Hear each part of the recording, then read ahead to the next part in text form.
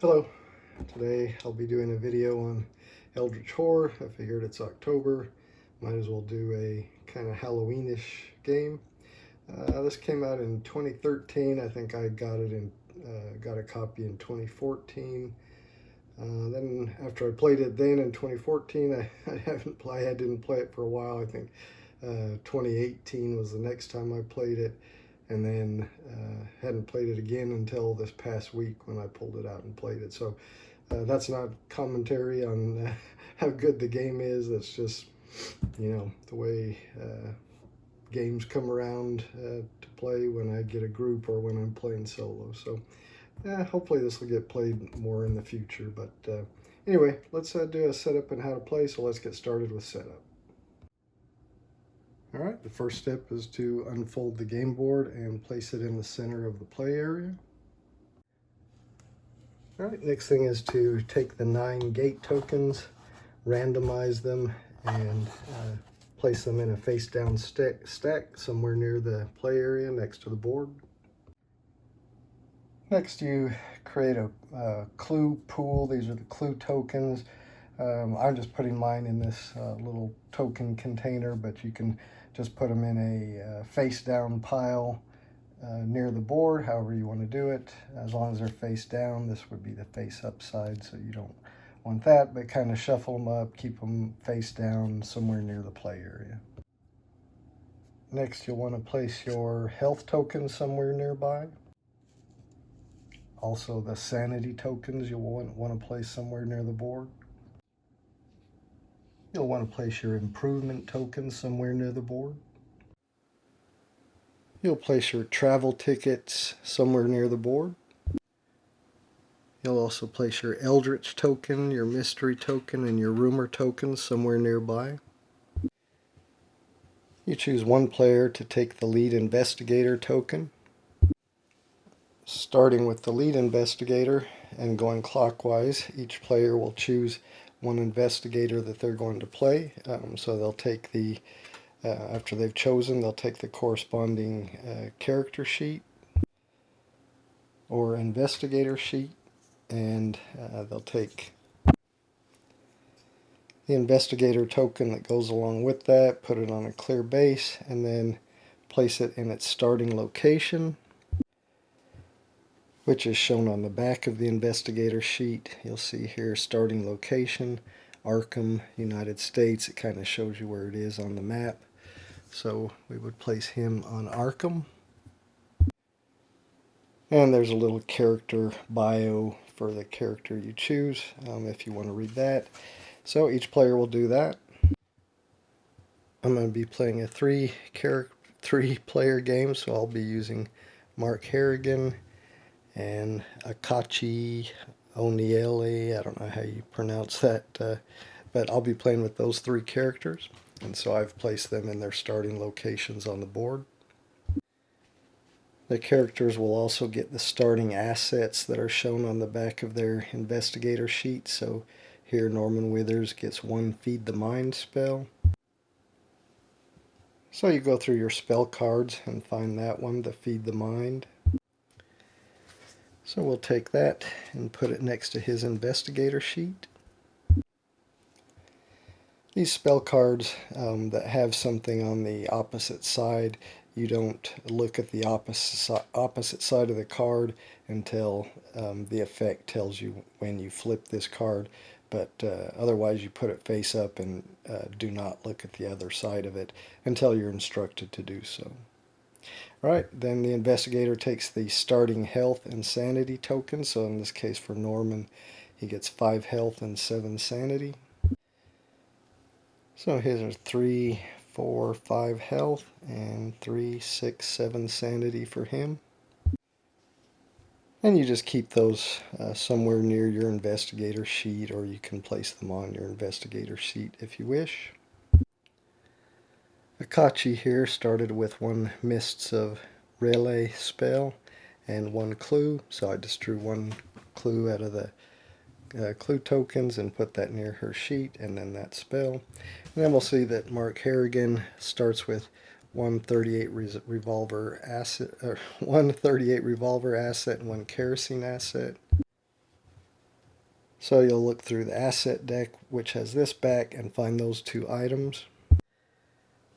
So here's the 38 revolver and the kerosene, so you'll just put those near his investigator sheet, and then he gets 8 health and 4 sanity.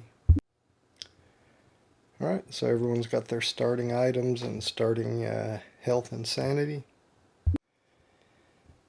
Next, players will choose one of the ancient ones that comes in the game to be the nemesis.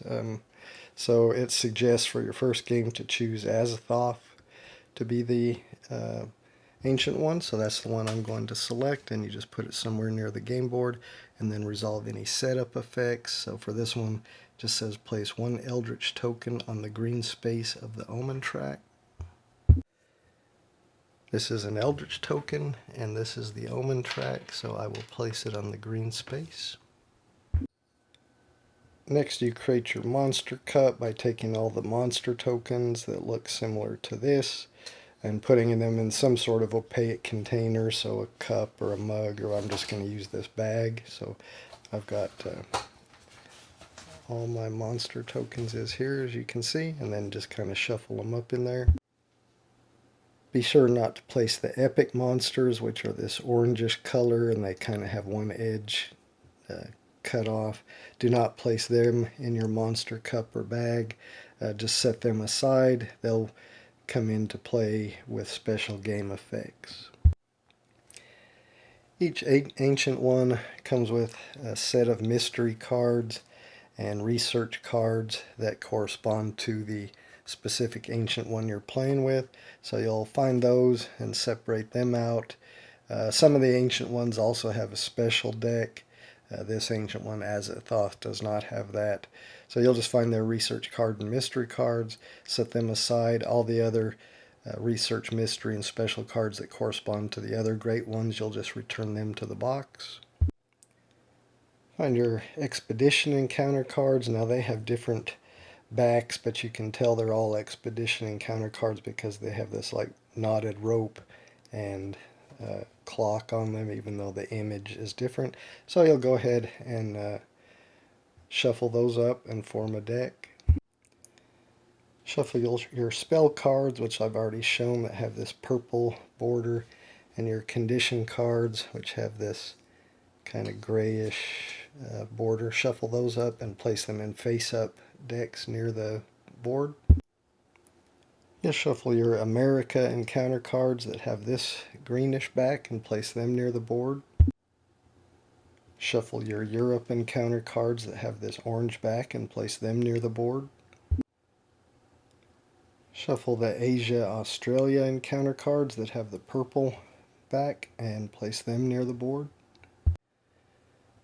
Shuffle your general encounter cards that have this back and place them nearby.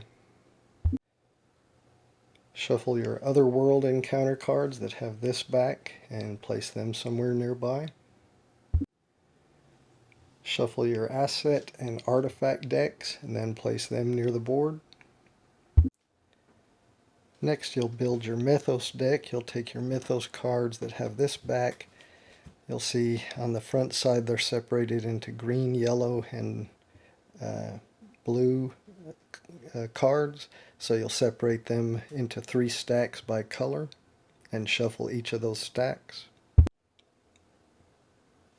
Alright, so you see I've got them separated into green, blue, and yellow. I'll shuffle those and then turn them face down. So it'll be green, blue, and yellow. Next, you'll look at your Ancient Ones sheet, and you'll build your Mythos deck by first you build your stage 1. So you'll need 1 green, 2 yellow, and 1 blue. So I'll take 1 green, 1 blue, and 2 yellow, and then shuffle that up and set it aside without looking at it. Alright, that's my stage 1. For stage 2, I need 2 green, 3 yellow, and 1 blue. So 2 green, 1 blue, and 3 yellow. Alright, I'll now shuffle those up and put them under my stage 1 deck. And finally I build my stage 3 with 2 green, 4 yellow, and no blue. So 2 green, 4 yellow.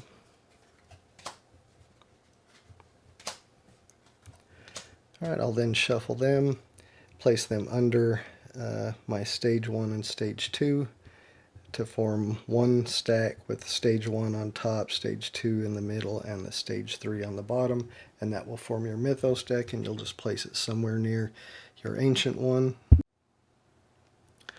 like so. All the other Mythos cards that were not used just go back to the box. Find the reference card that goes along with the number of players that are playing the game, and place that somewhere near your Mythos deck. And let's see, I'll just put mine right here. And place any other reference cards that correspond to a different number of players. Just put them back in the box. Take your Doom token and place it on the Doom track that corresponds to the number in the upper left-hand corner of your Ancient One sheet, so 15. So I'll put that on the Doom track up here at the top of the board on number 15. Take your Omen token and place that on top of the green comet on the Omen track, so like so. Place the top 4 cards of the asset deck here in the reserve.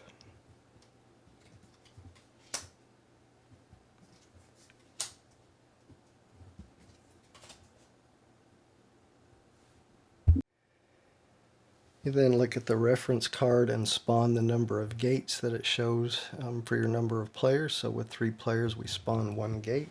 When you spawn a gate, you draw the top card of the gate, or top token from the gate deck, flip it over and place it in the location shown, so in this case Tokyo. Then you also draw 1 monster from your monster cup and place it in that location. So we will draw 1 monster.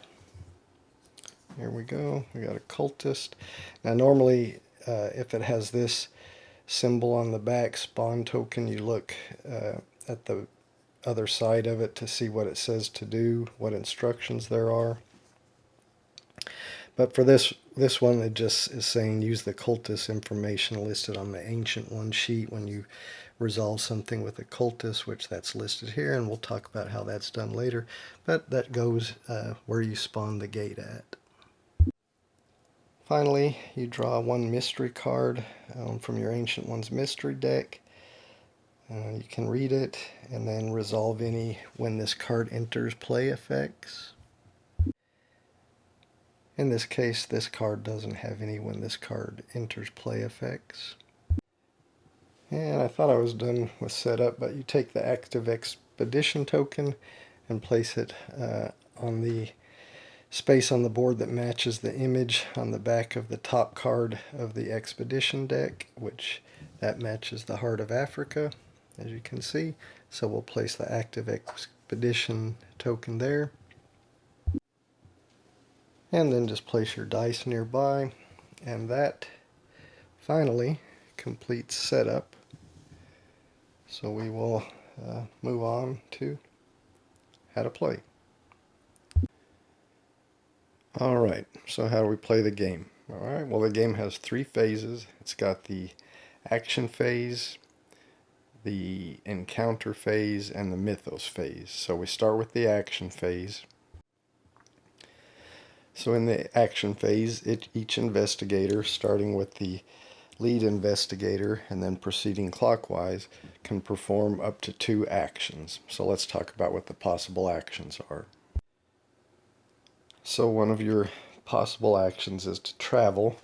When you travel, you can move from your space to any adjacent space. Adjacent space is one that's connected along one of these paths. Now, these paths like this, with these kind of whitish, light blue lines, are sea paths. Or actually, I think they're called ship paths, but you're traveling along the sea. Then you have a path like this, which is an uncharted path, and then you've also got paths like this, which are train paths.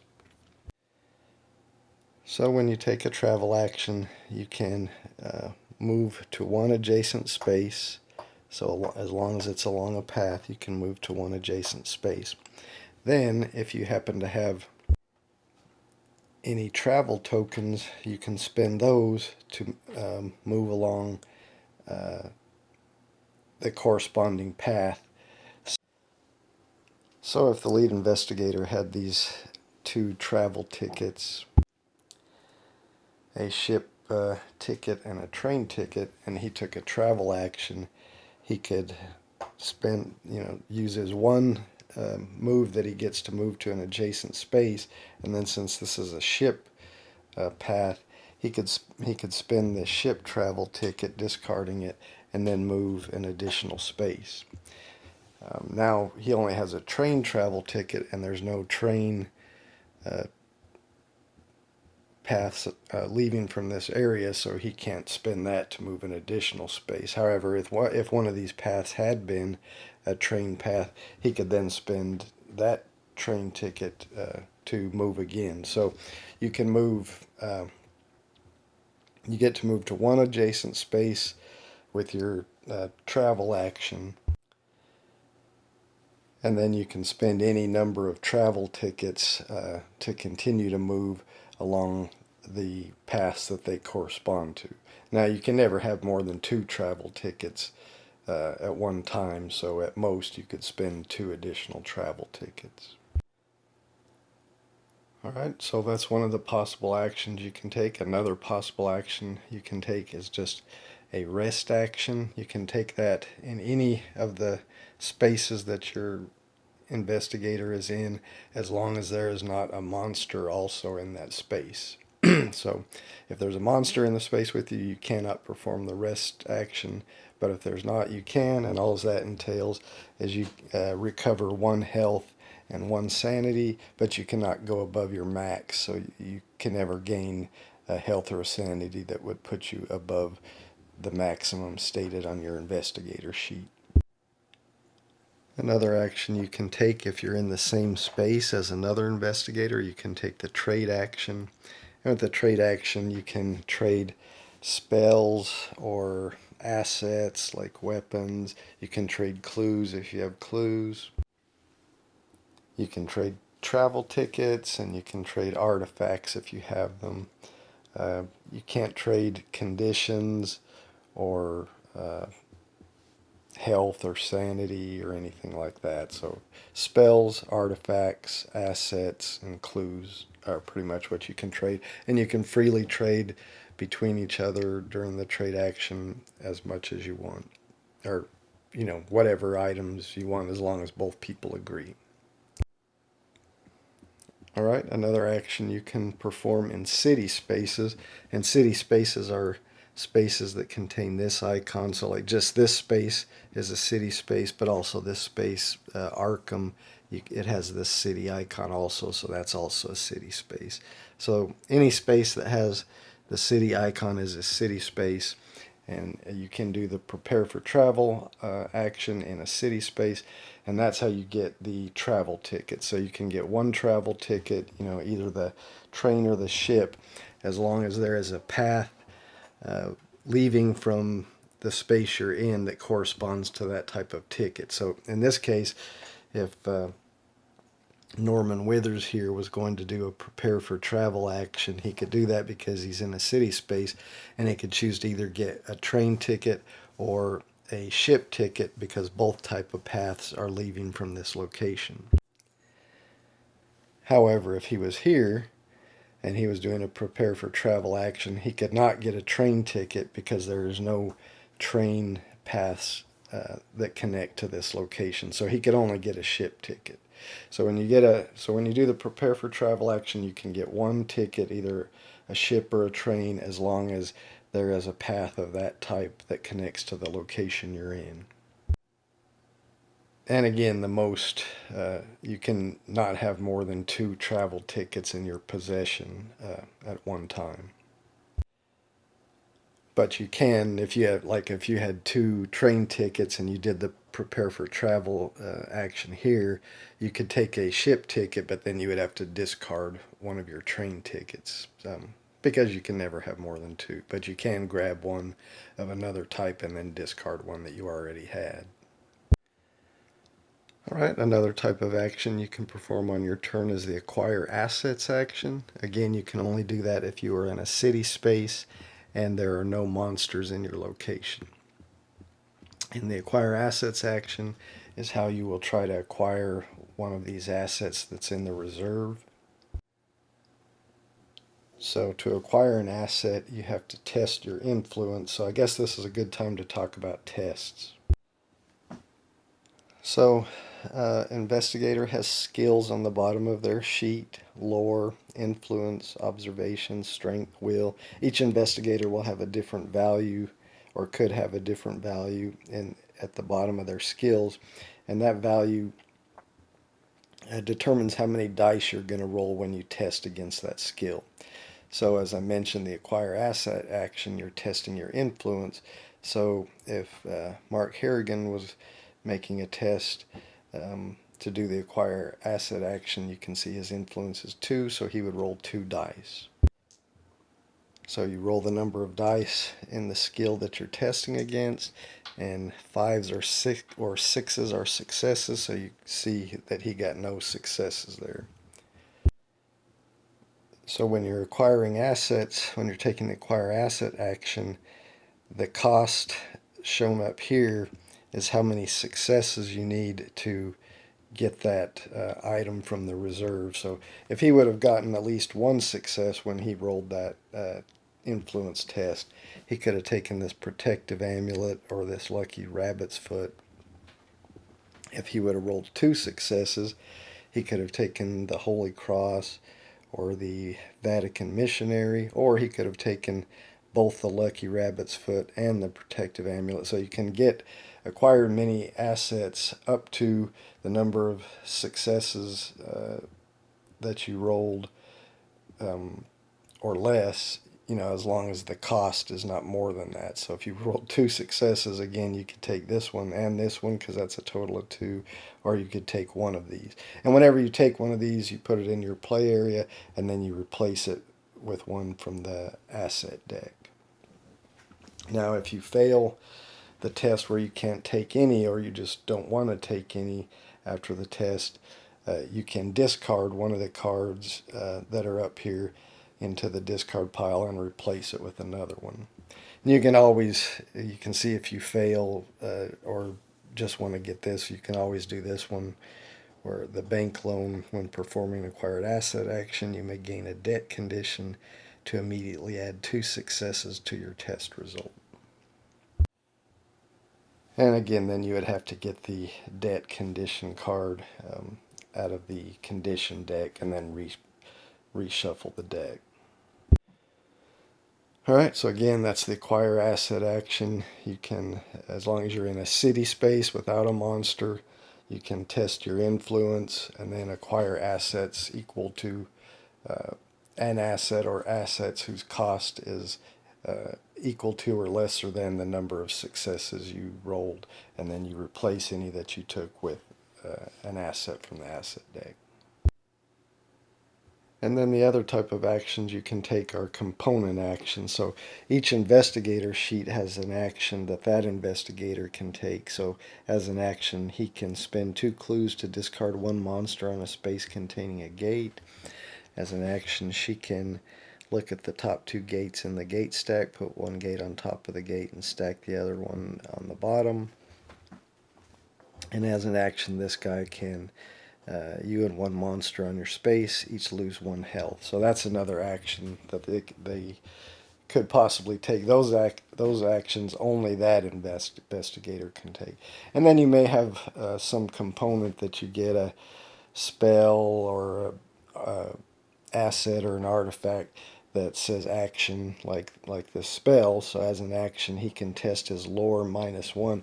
So when it says -1, you subtract that from the number you would normally roll. So if he tests his lore, he has a lore of 3, so he would normally roll 3 dice. But since it's a -1, he could only roll 2 dice if he did this action. And then if he got at least 1 success, a 5 or 6, then he passes the test. and he can choose one investigator on his space to improve one skill of his choice. And we'll talk about what improving a skill is. Well, in fact, we can just talk about that now. So if you improve a skill, you can take one of these improvement tokens. So maybe he wanted to improve his influence. He would take this and put it near his sheet here, and then now his influence would be 1 plus 1, so it would be 2. If you improve it again, you just flip it over to the +2 side, and now his influence is 3, so he would roll 3 dice on influence tests. You can never improve any skill more than twice, so at the most you could ever add +2 to a skill. So that's what improving a skill is. So again, you may have other components that let you do an action, and if you do, they'll say action on them, and you can do that as one of your actions. Now there are some components that you may have that say local action on them, and that means not only you can take that action during your turn, but any other investigator that's in the same space as you on your turn, they can do that action as well. So if it says local action, another investigator in the same space of you as you can also do that action on their turn, of course. Now, so again, during the action phase, starting with the lead investigator, each investigator, and then going clockwise, each investigator can take 2 actions. You cannot take the same action twice in the same turn, so you couldn't take 2 travel actions or 2 rest actions. They have to be different, so you could do 1 travel action and then 1 rest action, or 1 acquire asset action and then a component action. So again, you cannot take the same action twice on your turn. It has to be 2 different actions. I did want to mention I was showing that each investigator has an action on their sheet. They also have a passive ability that is not an action. It's just an ability they have. So once per round, he may spend 1 sanity in place of spending a clue. So if he was doing something that required him to spend a clue, he could spend a sanity instead. Akachi here has an ability when you close a gate during another world encounter, which we'll talk about those when we talk about encounters. You may move to any space containing a clue or gate, and Mark Harrigan here has a passive ability as you cannot become delayed or gain a detained condition unless you choose to. So we'll talk about becoming delayed here in a little bit. So that's the action phase. The lead investigator will take 2 actions, then the person to his left will take 2 actions, and so forth until all players have taken their 2 actions. Or you may take 2 actions. You don't have to take 2 actions. You can just take 1 action if you want. It's up to you. But after all players have had a turn to take their actions, then we move on to the encounter phase.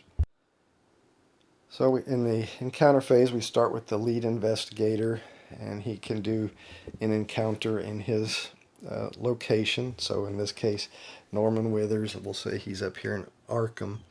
So he could do a city encounter by just choosing a general encounter card. You can see you can do a general encounter card which shows a city, wilderness, or sea icon.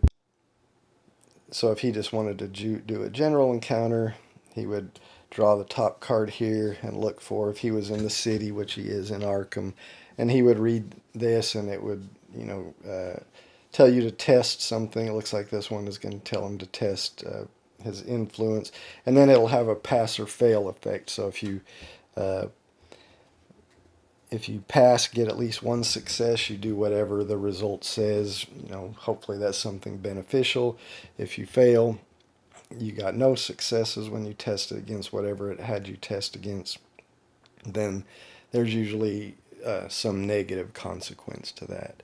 So because he's here in Arkham, he could do, like I said, just a general city encounter, or because he's in Arkham, and you'll see it's got this green border, he could do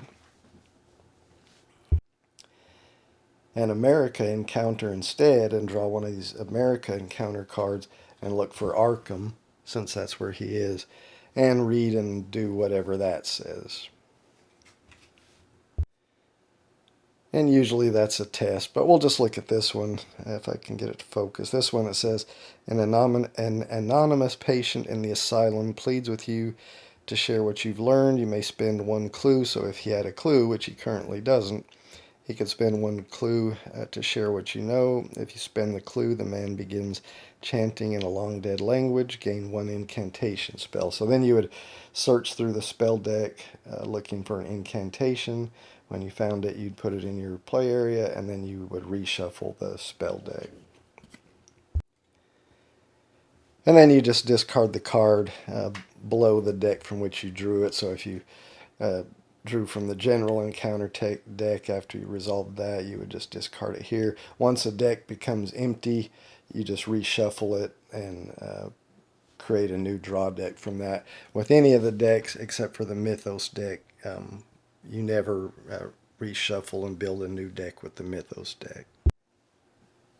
So you can see if you were like in this space, then you would have to draw from the general encounter deck and do a sea encounter. If you were in this space, you have the only choice to do is draw from the general encounter deck and do a city encounter. If you were in this space, your only choice would be to draw from the general encounter deck and do a wilderness encounter because that matches that icon. But if you were here in London, you could draw from the general encounter deck and do a city encounter, or you could draw from the Europe encounter deck, and you can see it's orange, so that matches the back color here, and you would resolve the London encounter. If there's a clue in your location, like in this case, if Mark Harrigan was here during his encounter step or encounter phase, he could draw a general encounter card and do the city. He could draw a America's encounter card and do Buenos Aires, however you say it. Or because there's a clue there, he could encounter the clue, in which case you draw a research card and do whatever it says, so that you would look at the city space and do the city part of that because he's researching a city. But anyway, when you're encountering a clue, you draw from the research deck to see what your encounter is there. And usually if you pass that, then you get to obtain the clue and put it in your play area. If an investigator was here, they would have a choice of many encounters. They could do a general encounter for a city. They could do the Asia encounter, which is the purple deck. You can see the border of here of Tokyo is purple, so you would draw that and do the Tokyo encounter. Or you could do a gate encounter where you would draw an other world encounter card and do that encounter. And those are usually complex encounters like this. So you would start reading this first part, which normally has you do a test of some sort. Then depending on if you pass or fail that, you resolve the bottom part of that card. So you read this, you usually do some sort of test. If you pass, then you read this, and you may have another test, or it just may give you some effect. If you fail this, then you read this bottom part and do whatever that says. It'll usually be something negative. So that's called a complex encounter, where you start with this part, and then depending on whether you pass or fail, you resolve one of the two bottom parts. All right, so that's if you're encountering a gate. Normally when you're doing another world encounter, because you're doing an encounter against the gate, if you are successful and pass the tests on your other world encounter, that normally lets you close the gate, and you get to take it off the board and just put it in a face-up discard pile next to the gates. However, when you are going to resolve an encounter during the encounter phase, if there's a monster in your space, you always have to combat the monster or monster. If there's more than one monster there, you must combat each monster in there. Now, if you manage to defeat the monster or monsters that are in your space, Then you can go ahead and do another encounter, such as do a gate encounter or here a Asia Tokyo encounter. But if you don't defeat the monster in the combat and it's still there, then you can't do any other encounters. So it's probably a good time to talk about monsters and how you combat them. Alright, so we'll talk about combating a monster now. The cultist, probably not a good example because they don't have true values on the actual monster token here because they correspond to whatever is on the their combat abilities basically correspond to whatever is on the Ancient One sheet, and this one's a little different than most. So let's look at a deep one as an example for combating a deep one. So when you're going to combat a monster, you flip it over to the other side, and you'll see there's usually a couple of tests up here, a will test and a strength test. So first you're going to do the will test. So this is called the monster's horror, this 2 number next to the sanity icon. This is called the monster's damage, this 1 next to this health icon. And this number here is the monster's toughness.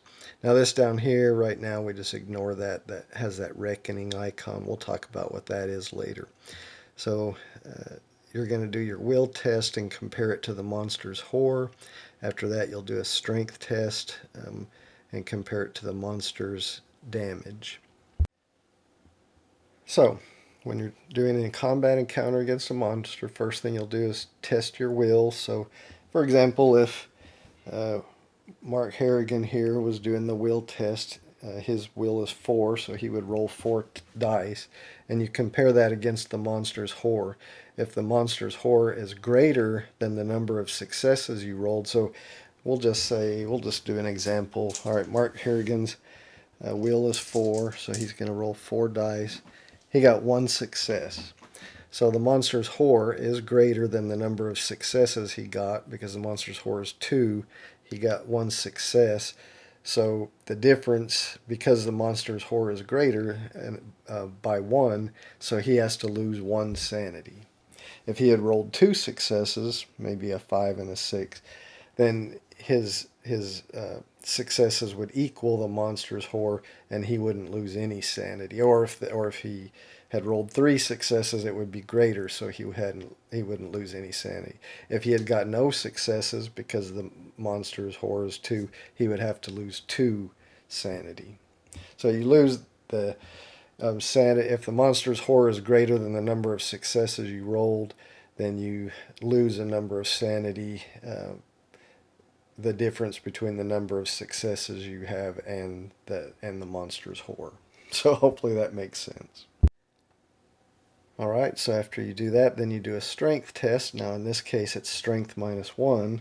So if we were again looking at Mark Harrigan, his strength is 4. You're doing a strength test minus 1, so he would only get to roll 3 dice instead of 4. And he would roll that. Now he got no successes.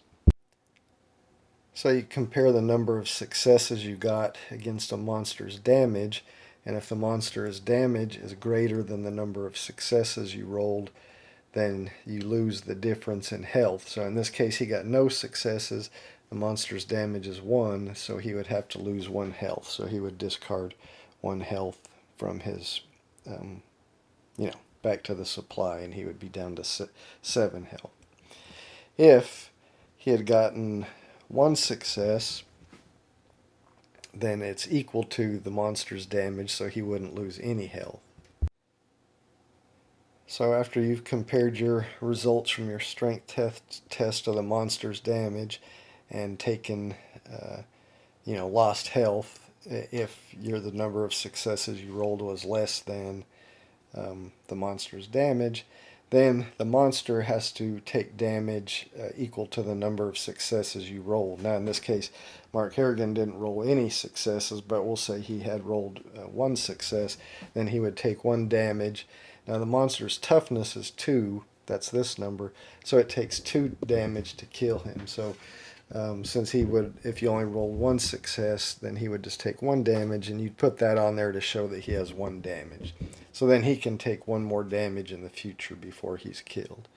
But if Mark Harrigan had made his strength test and he rolled 2 successes, well, of course, not only would he have not lost any health because number of successes he rolled is greater than the monster's damage, but he would have also done 2 damage to the monster, so the monster would just immediately be defeated and you put it back in the monster cup, or bag in my case.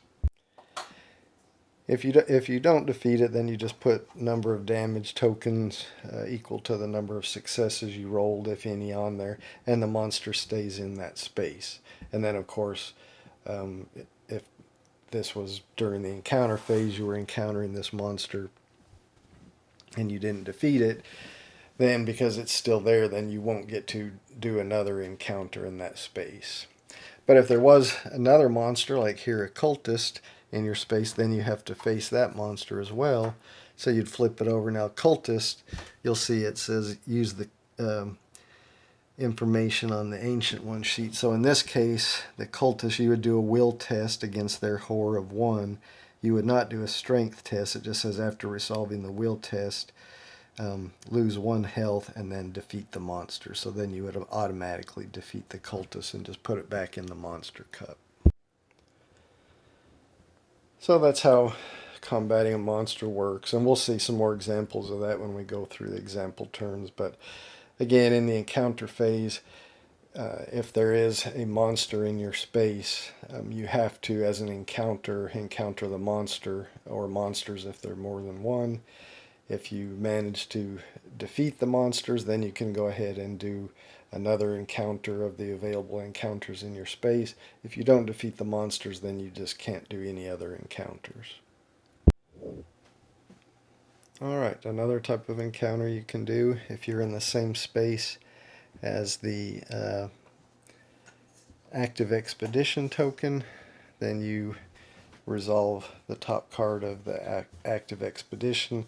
And again, this one is a complex encounter. Well, you'll read the first part, then depending on whether you pass or fail the test that's having you do, if you pass you read and do this, or if you fail you read and do this.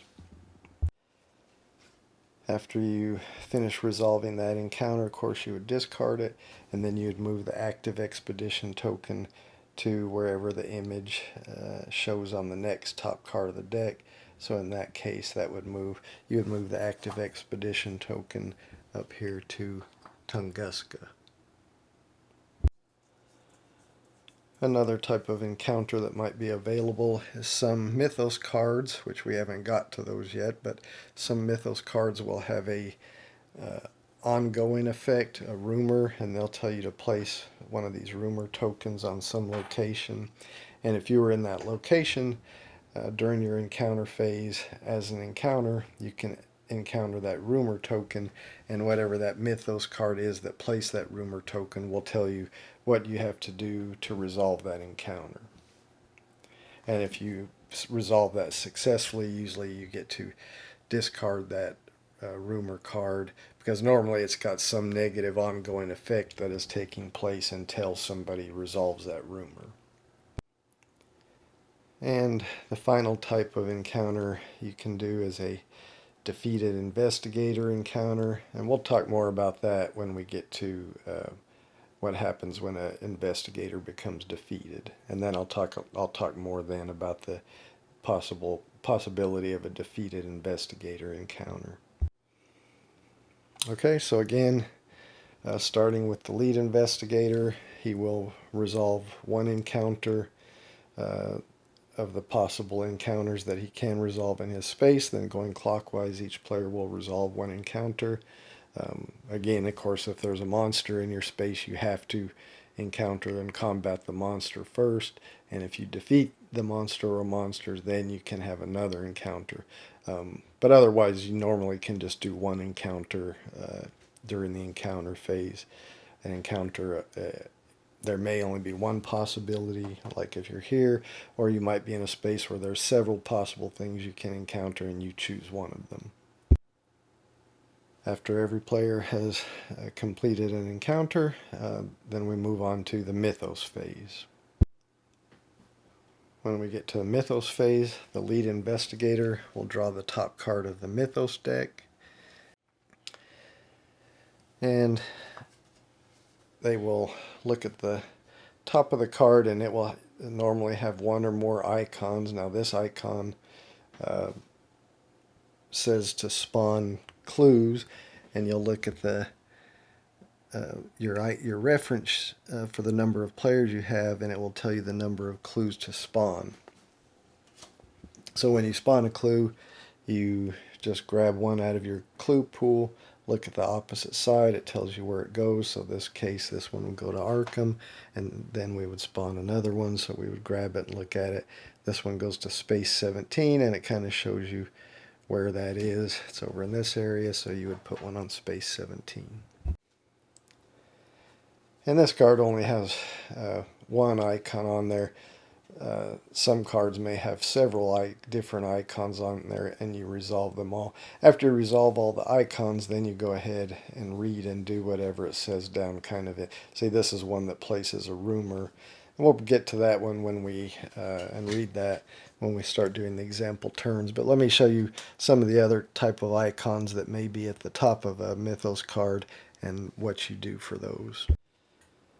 So you might draw a Mythos card like this that has 3 icons on it.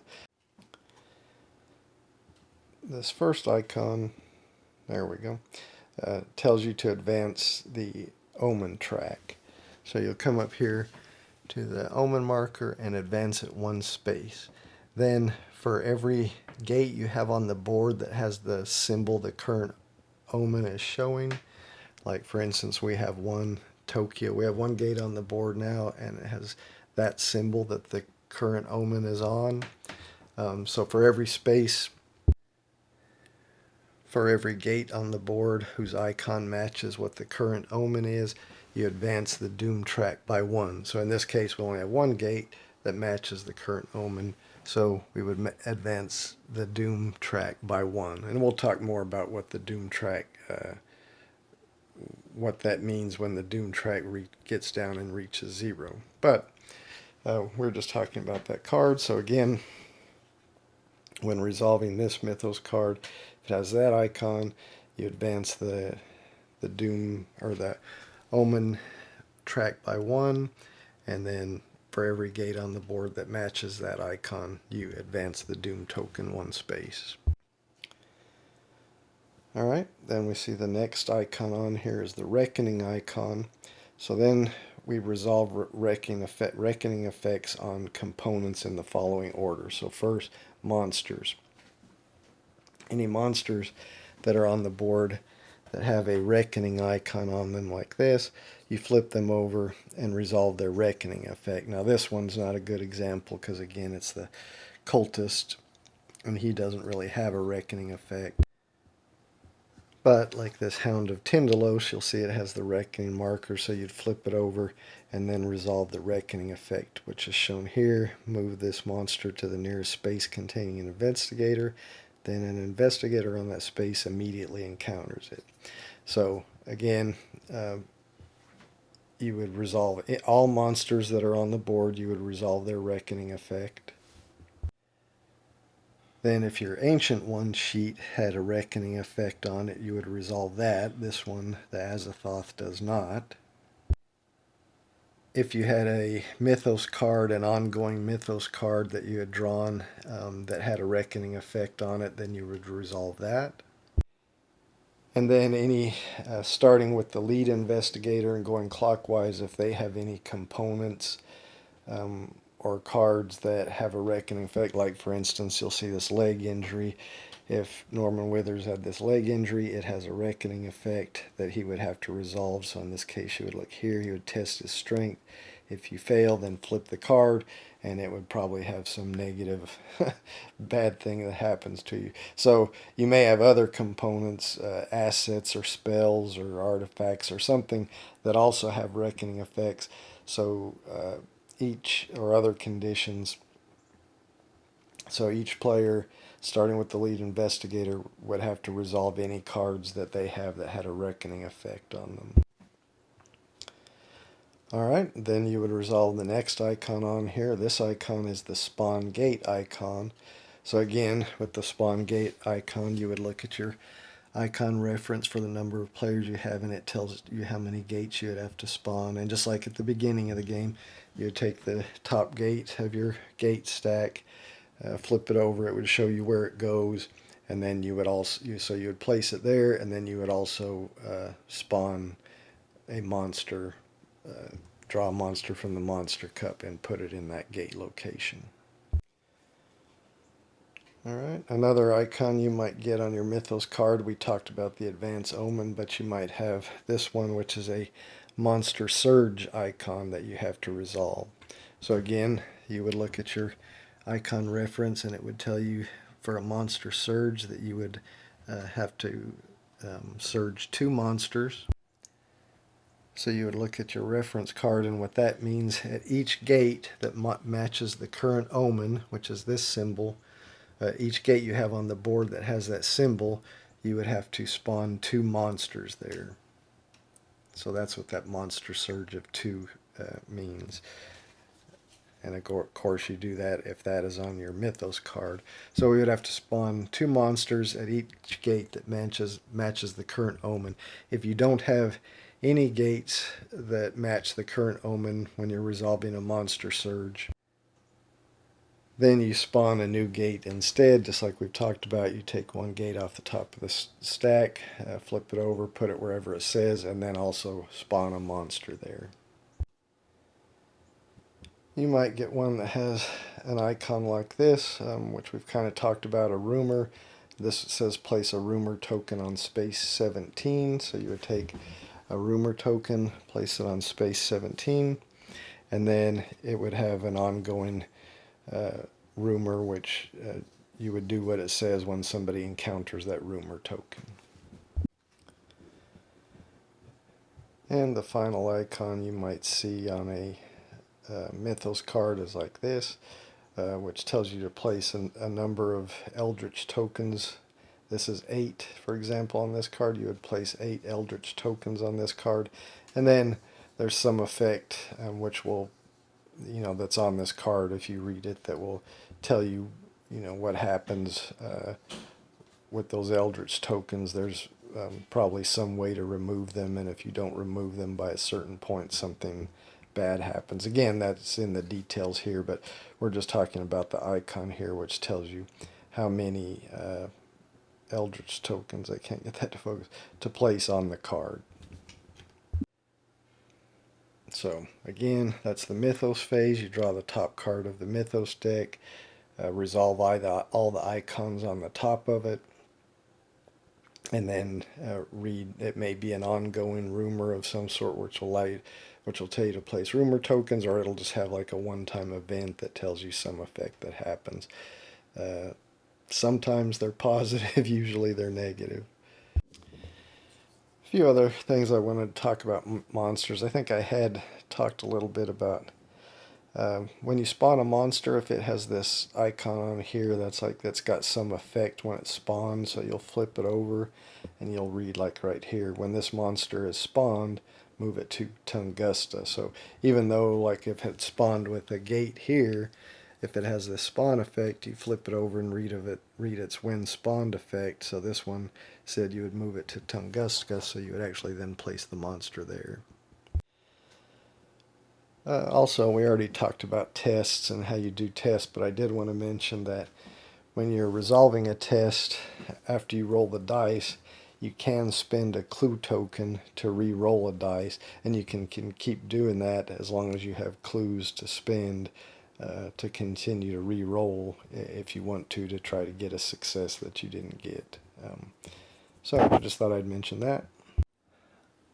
Also, some cards like these, if he's doing a combat, so he has this one item, kerosene, you may discard this card to gain +5 during a combat encounter, and he also has this weapon, gain +2 during a combat encounter. If you have 2 things that add to whatever you're testing, like this one, it adds to his strength, and this one adds to his strength during a combat encounter.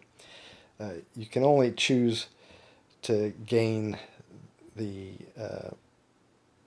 one that gives you the better effect. So even though he's got two items that can add to his strength during his combat effect, he can't use them both, so he couldn't use this one to gain +5 and this one to gain +2.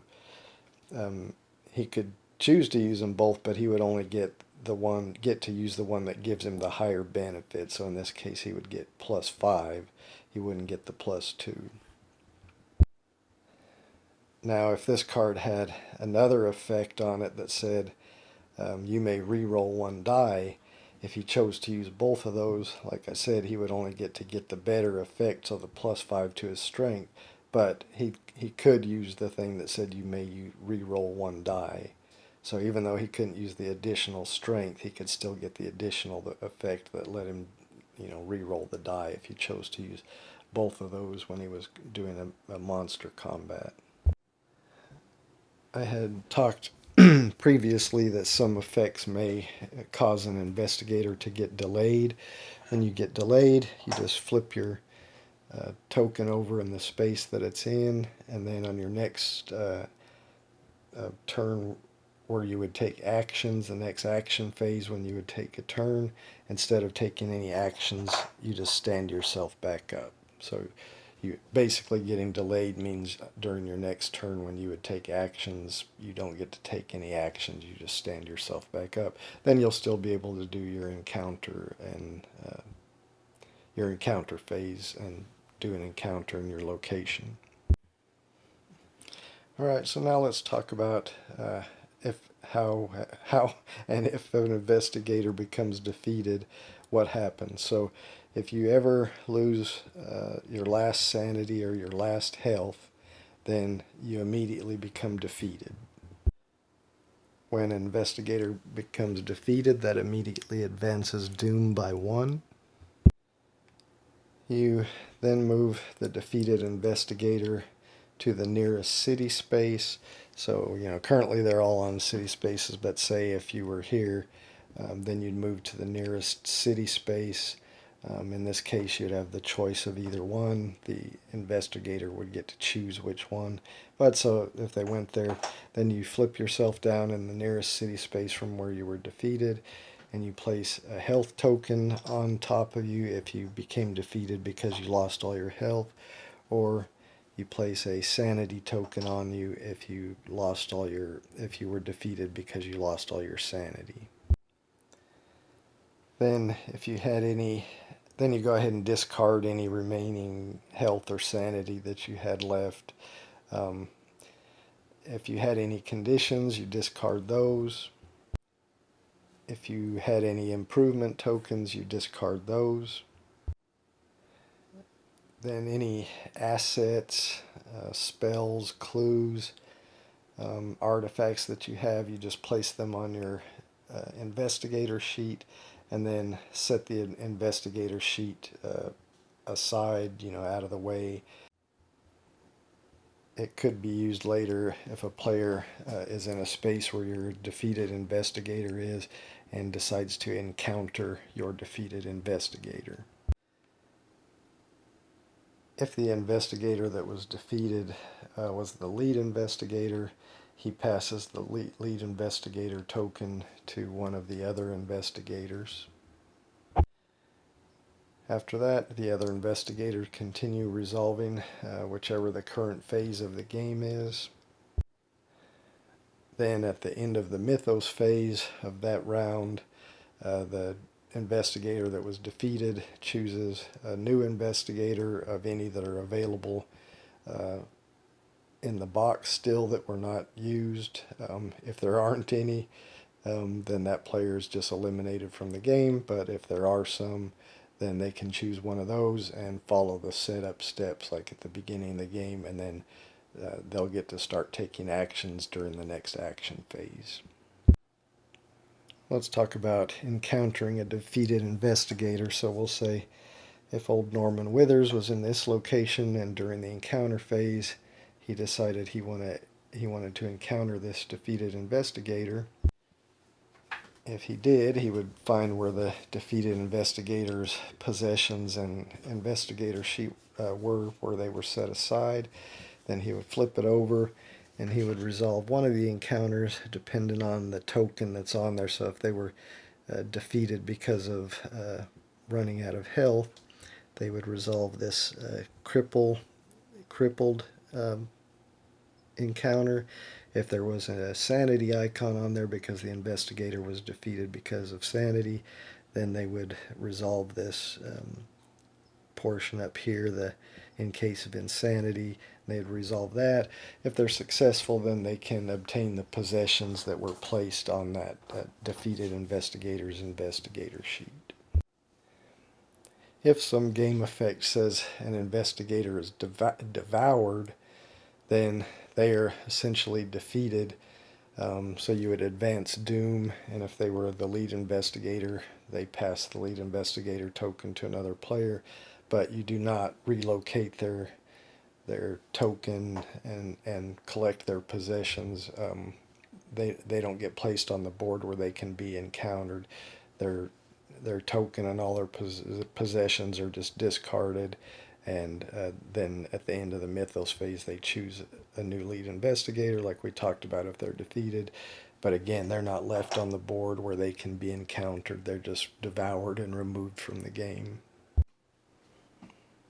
Alright, so I threw a lot of miscellaneous information in there when I was talking about the mythos phase. So we talked about the mythos phase where we resolve what's on the mythos card, and then that ends the mythos phase. At that point, that basically ends the round. The lead investigator may choose to pass the lead investigator token to another player of their choice. Again, they may choose to, they don't have to, but they can, and if they do, then you start the next round with the action phase, and whoever's the lead investigator, you start with that person taking their actions and going clockwise. So the game continues like that until the investigators win or lose the game. Now, the investigators can win the game if they solve the Ancient One's mystery. So for instance, if we look at our Ancient One, he has some effects like this one. When the omen advances to the green space on the omen track, then advance doom 1 for each Eldritch token on that space. So there's one, it's placed there at the start of the game, that's the green space. So every time it comes around to there, you would advance doom by 1 for each Eldritch token is there. But it also has this effect. When 3 mysteries have been solved, investigators win the game. Now remember, at the beginning of the game we started flipping over 1 mystery card, and so it shows how to resolve it. After investigators resolve a research encounter, he may spend 1 clue he gained from that encounter and place the clue on this card. At the end of the mythos phase, if there are clues on this card equal to, and that's the number of players shown here, so 3 in this case, then solve this mystery. So then you would discard this card and flip the next mystery card over.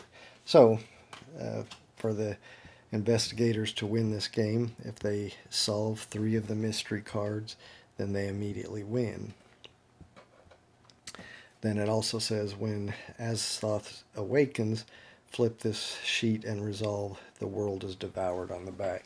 So the Ancient One awakens whenever the doom track reaches 0. So whichever Ancient One you're playing with, if the doom track reaches 0, the Ancient One awakens. In this case, you flip this over when he awakens and read the back, and basically at that point the investigators lose the game. Now, of course, it depends. There may be with some of the other Ancient Ones where it gives you another mystery to solve, that you would have to resolve that, as well as the 3 mysteries to win the game. And it just has, the different Ancient Ones have different effects when they're awakened by the doom track reaching 0, but usually it's very bad if the Ancient One awakens. The players, the investigators, also can lose if all the players have been eliminated from the game. Once the Ancient One awakens, if if you're defeated, instead of being able to get a new investigator, like you can if you're defeated before the Ancient One awakens. Once you're defeated after the Ancient One awakens, you cannot, you're just eliminated. You can't get a new investigator. So if all the investigators are eliminated, then they lose the game. Investigators may also lose the game due to some ongoing card effect, usually like a rumor from the Mythos deck, where it'll say if something doesn't happen, or if something doesn't happen by a certain time, like you don't eliminate Eldritch tokens from a card or something by a certain amount of time, then it'll say then investigators lose the game. So if whatever that effect is on that card occurs and it says investigators lose the game, then the investigators lose. Or if you ever have to go draw a Mythos card and the deck is empty and you can't draw one, then the investigators lose the game. So there are several ways for the investigators to lose the game. And again, they win the game usually by solving 3 mysteries of the Ancient One, or it may be 4 mysteries if the Ancient One has awakened, and they have to resolve if he's got an additional mystery on his backside, which Azathoth does not. If he awakens, the players just lose, but some Ancient Ones may have another mystery, so you would have to, as I said, resolve 3 mysteries plus the one on the back of the Ancient One if he's awakened. So that's how you play Eldritch Horror. I think I covered most things. I'm sure there may be something, we'll go through a few example turns, maybe something will come up that I didn't cover. But I think for the most part, I covered the main portion of the rules. So let me make sure I've got everything set back up how it was right after we did the setup, and we'll go through a few example turns. Alright, I believe everything is back how it was right after setup. So we'll start with the lead investigator. Start with the action phase with the lead investigator. He can take 2 actions. So now we know we want to solve this mystery.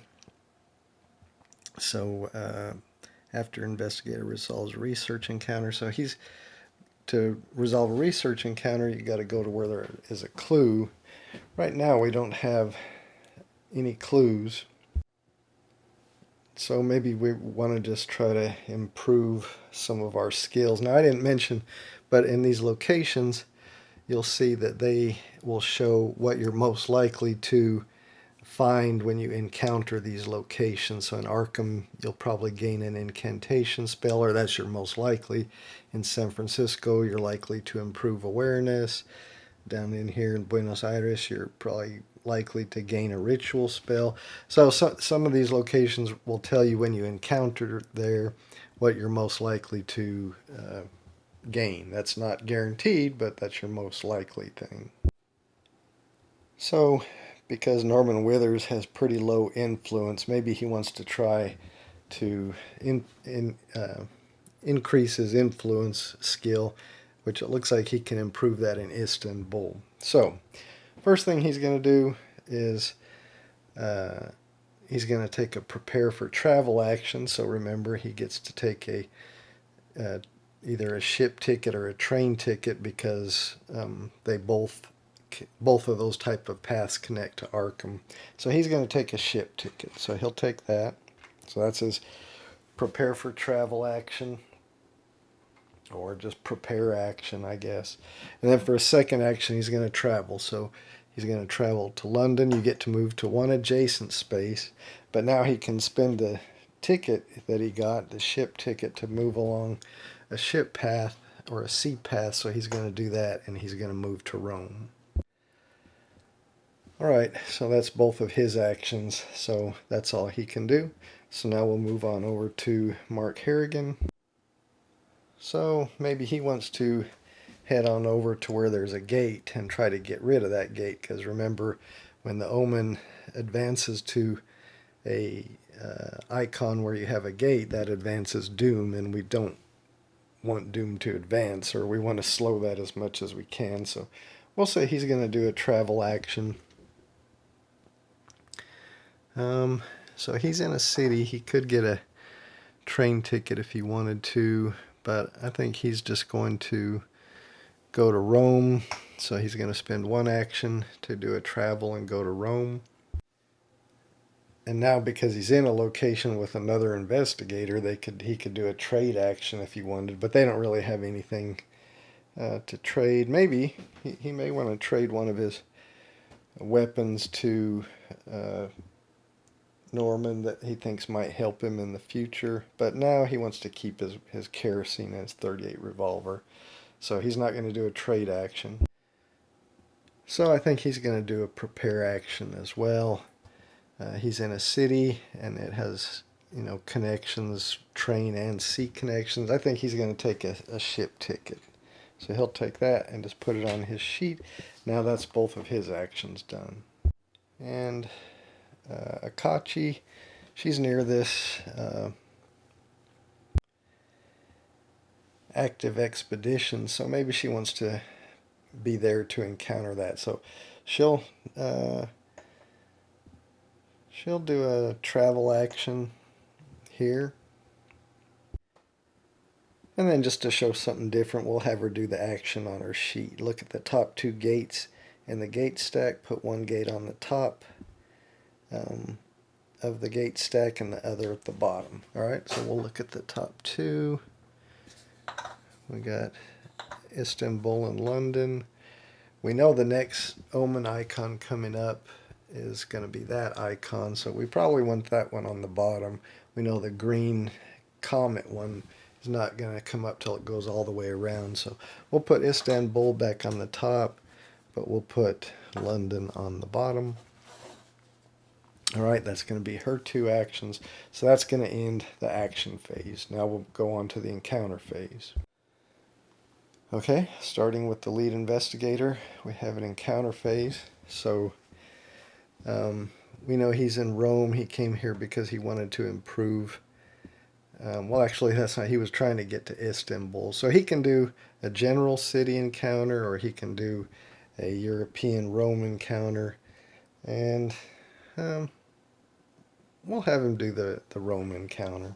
So we'll take this, look for Rome. You discover a hidden shrine to Cybele, I don't know what that is, in an ancient catacomb. It will be a long process to excavate the find, but removing such a blight from Rome's foundation will grant you a higher reward. You may become delayed to gain a blessed condition. Alright, so we'll say he wants to do that. So he's going to look through the conditions. When you are looking for a condition, you start from the bottom, and there we go, there's a blessed right there. So we'll take that. In these double-sided decks, when you're looking for a certain thing, you're supposed to start from the bottom and take the first one you find from the bottom. And anyway, the blessed condition, it lets you be successful on 4, 5s, or 6s. But he has to become delayed to do that, so he won't get to take actions on the next action phase. And now we got to reshuffle this condition deck. Alright, I've reshuffled that deck. So he's completed this encounter, so we just place that in the discard pile for that encounter deck. Alright, so now we move on to Mark Harrigan, where he will do an encounter. So he can do an encounter in Rome or a general city encounter as well. He'll do an encounter in Rome also. So let's see. Ever since arriving in Rome, you've had nightmares about being betrayed. You try to assure yourself they are only dreams. Test will. So we'll test his will. He has a will of 4, so he gets to roll 4 dice. 5 or 6 is a success. This one down here was a success, so he passes the test. So let's see, Rome. If you pass, the nightmares stop, improve will. So he gets to improve his will by, say, take an improvement token, +1. So now his will be 5 when he tests that in the future. And this card just goes in the discard pile. That's his encounter. So now we'll move on to Akachi. So she could do a general wilderness encounter or encounter the active expedition. That's what she's going to do. So she's going to draw that top card. The heart of Africa, the whole jungle shakes and the ground splits beneath your feet. You fall through the crevice into a vast subterranean tunnel. Test strength. Well, unfortunately, her strength is only 2. So she rolls 2 dice. She does not pass. No successes. So where did that go? So now we resolve the bottom part since she failed. You land painfully on your spine, lose 1 health, and gain a back injury condition. So she's got to lose 1 health. And then I got to look through the condition deck for a back injury. Alright, I found the back injury card. And that says when you perform a rest action, you may roll 1 die. On a 5 or 6, discard this card, but otherwise it's got a reckoning condition. And then I, of course, reshuffled the condition deck, and let's see if there's anything else. While you're stuck here, you examine this tunnel. Test awareness -1. Her awareness is 2. -1 is 1. If your awareness whatever be brought to 0 by like a mind, like if your awareness was only 1 and it said test awareness -1, so it brought it down to 0, you always can roll at least 1 dice. So I just wanted to mention that, but she is going to roll 1 die. She passes, so let's see what happens. If you pass, you see that it was dug out by a large creature. Retreat doom by 1. When you retreat doom, it doesn't advance, it actually goes the other way, so that's not bad. And then this will just get discarded here, and now we move the active expedition token up here to Tunguska. Alright, that's going to end the encounter phase. So now we go to the mythos phase. The lead investigator draws the top card of the mythos deck. That spawns 2 clues. So we'll draw a clue. That goes to Tunguska. We know where that is. And then we spawn another.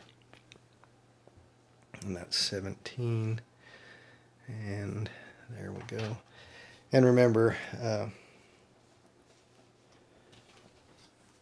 it spawns 2 clues because it's an icon. You look here at the card reference and it says 2. So that depends on the number of players. Alright, now we'll look at this. Ongoing rumor. Investigators cannot resolve expedition encounters. As an encounter, an investigator at the active expedition space may attempt to uncover secrets lost in time and history by testing awareness. If he passes, he may spend clues equal to half the number of players. That's rounded up if it's an odd number. So 2 clues in this case to solve this rumor. So until this rumor's solved, investigator cannot resolve expedition encounters. Plus it has a reckoning effect. So we'll put a rumor token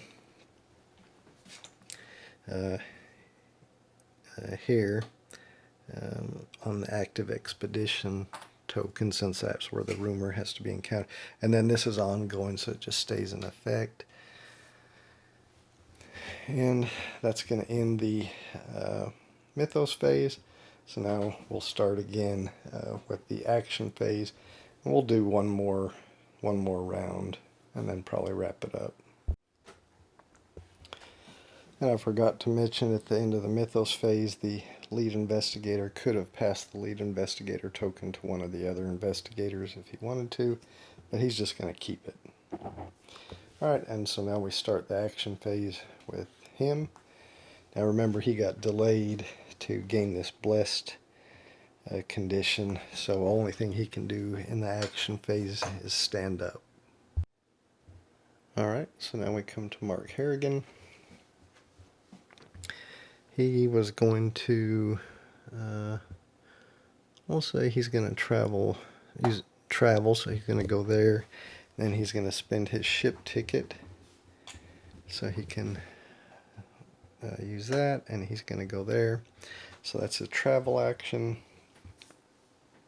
Now he's in a city space, so he'll try to acquire an asset. He can do that in a city space without monsters, so that's where he is. He tests his influence for that, so that's 2. He got 1 success, so he could get the lucky rabbit's foot. Once per round, you may re-roll 1 die when resolving a test. Or the protective amulet, gain +1 during combat encounters, +1 will. And of course, he could do the bank loan. When performing acquire, you may gain a deck condition to immediately add 2 successes. But I don't think he needs to do that. I think he'll take the lucky rabbit's foot. And then we replace that. Alright, those are his 2 actions. So now we come back to Akachi here and see what she wants to do.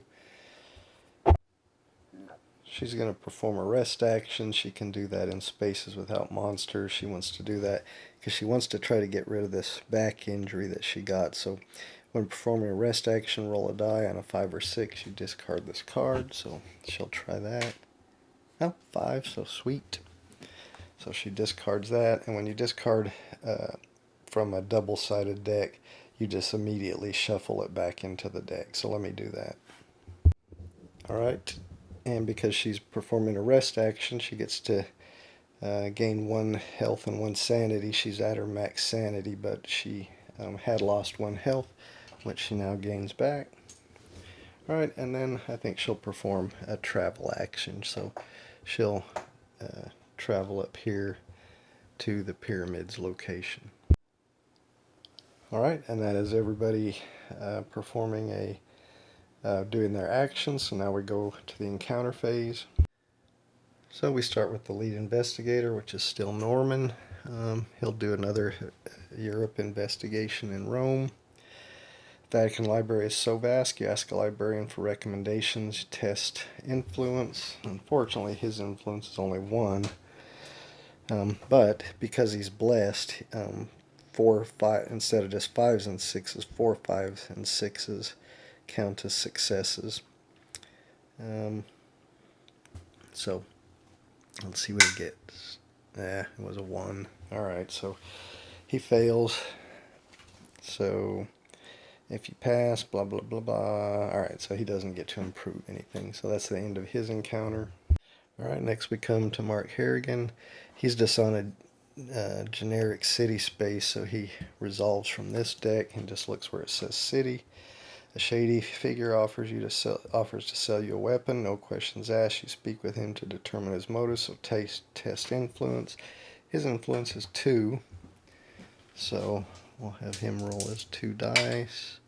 He failed, but he has the lucky rabbit's foot. Once per round, you may re-roll 1 die. So he'll re-roll this one, and he gets a success. So he passes this test. If you pass, gain 1 random weapon asset from the deck. So we will search the asset deck until we find a random weapon. So I believe we search from the bottom of the deck till we find one that says a weapon. There, we got one, and .18 Derringer. So we'll take that, and now we got to shuffle this deck and put it back. Alright, so we did that. We didn't fail, so now this just gets discarded underneath the deck that it came from. That weapon he got, you may add 1 to the result of a die when resolving a strength test during combat encounter. So he's got several weapons. Alright, and finally we've got to do the encounter for Akachi here. She has to do one from this deck as well, and resolve the wilderness. You help a young woman search the countryside for her uncle, test awareness. Her awareness is 2. Or I guess it's observation. I thought it was awareness, but it's observation. Alright. She fails.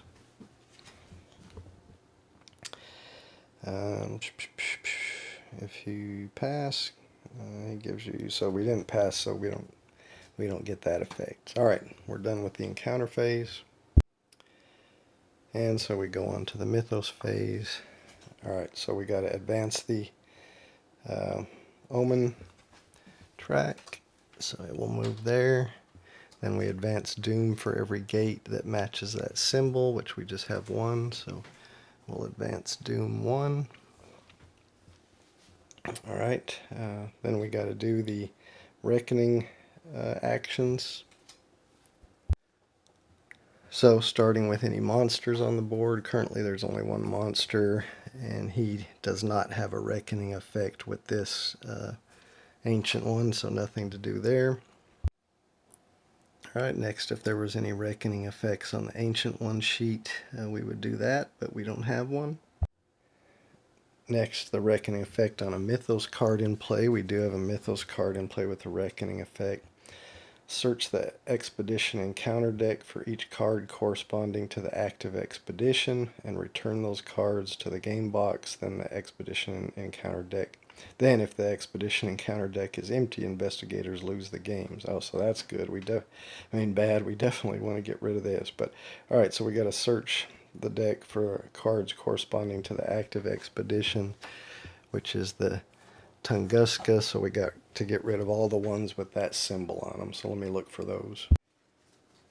Alright, so there were 3 of those. Now those just get discarded back to the game box. I'll just put them over here. Now we have a new active expedition, so I'll have to move that, and that's going to move over here to the Amazon. So we definitely want to get rid of that, because that could make us lose pretty quickly. Alright, so that was the reckoning on the mythos card.